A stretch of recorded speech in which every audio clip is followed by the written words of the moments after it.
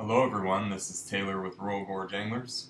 This is a fly fishing video report for the Arkansas River in Bighorn Sheep Canyon, Canyon City, as well as the Arkansas Tailwater in Colorado.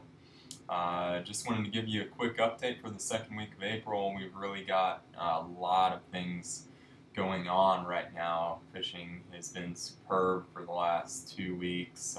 Really last month has been productive, but in the last couple of weeks we've really seen an upturn in activity due to a lot of blue-winged olive activity as well as starting stages of your caddis. And with this week's weather forecast in the mid-70s every day through the weekend, we expect caddis activity to really blossom and possibly to see some adult caddis in the Canyon City area this weekend, if not earlier in the week. So flows maintain in the mid 600s right now, which again is 50-year average flow for early spring prior to the brown trout fry emergence, which occurs in late April. We will see about 100 CFS drop out of the flow that is contributed by Lake Creek, Twin Lakes, the end of this week. And so as long as native flow doesn't increase into Twin Lakes, we will see that decrease out of the overall flow and putting it around the 500 to 550 range, if not less, by this weekend. So that's planned for flow. As far as flow goes, fish are extremely happy at this flow rate. 650, fish are in standard feeding lies. There's a lot of fish against the edges. Fishing is really, really productive. Wading safety is always a concern on the Arkansas River at 300 or 600 or 1200 or 1600. So, just be aware that this is a big freestone river, as is the Rio Grande and the Colorado, and you have to fish it accordingly. It's definitely not a tailwater, so if you come expecting 70 to 120 CFS, then you're probably on the wrong river. Fishing productivity is phenomenal right now, so just have to understand that this is the Arkansas River and we are back to having water and back to our 50-year average flow rate for the spring. As far as bugs are concerned, again, caddis activity will really be increasing in the next week. Blue-winged olive activity has been extremely solid for the last 2 to 3 weeks, but really, really productive the last 10 days. We've seen great blue-winged olive hatches, especially this last weekend with the weather forecast the weather we had. Overcast, drizzly, warm. It was just a phenomenal weekend for blue-winged olive activity on top. This week will continue to be that. Maybe a little bit less adult activity, but a lot of emergent activity, a lot of blue-winged olives drifting in the water column. So blue-wings are kind of our mainstay. Stoneflies continue to be a great producer underneath. We have seen some fish start to take some caddis drives just because there probably are a few bugs kicking around, but not any blowout hatches to speak of yet. And it is just kind of that time for fish to, basically know that caddis activity is on the cusp, and they start looking at those drives and emergers and feeding hard on larvae. So some good patterns, on the nymphing side. Of course, our stoneflies are just kind of our primary lead fly. One of my favorites is a biot body stonefly, brown, great fly in a little bit larger size. Of course, our rubber leg stones, Larry Kingery's patterns continue to really produce well. There's a little bit smaller guy, conehead, weighted body in that custom color. And then as far as droppers go, like I said, caddis larvae are really beginning to be a phenomenal dropper fly. John Barr's uncased caddis is a phenomenal fly. Your GTI caddis, which is an orange back, chartreuse belly, just a really good attractor, dropper fly, caddis larva, metallic larva, there's many others. Again, another attractor, caddis. Juan Ramirez's Royal Gorgeous, phenomenal attractor. More of an emerger, but definitely a good, productive fly right now.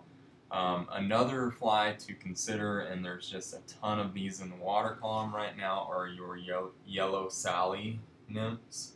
And those are in your size 14 to 16 category, basically just a micro stonefly. You can fish that on top or underneath a larger stonefly, up to you there.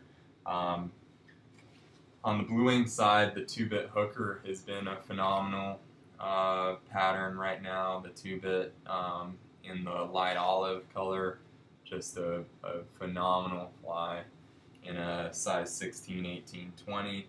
And then Larry Kingery's Black Ice has been extremely productive. And, you know, to tell you the truth, we can show you 20 other extremely productive patterns on the blue-winged olive nymph side. Streamers are great still.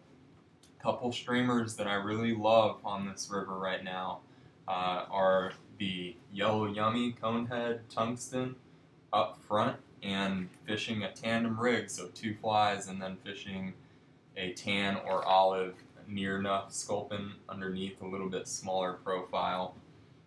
So tandem rigs are the only way to go. As far as dries go, we've been fishing a lot of tandem or double dry rigs just because the light has been low. You know, this week it's a little bit brighter than last, but we've done really well with caddis dries up front and more caddis attractor dries, like your clown shoe caddis, which is a great indicator fly. And then Bloom's parachute caddis is another excellent fly up front. And again, these are attractor flies, but they are caddis imitations, and so fish are eating them. They know it's about time, and it's a good fly to have up front as an indicator fly. And then we've been dropping, of course, our smaller blue-winged olive patterns underneath. Sprout Betis, a great fly, size 18-20. I've been doing extremely well on CDC blue-winged olives. Here's your CDC Biot blue-wing.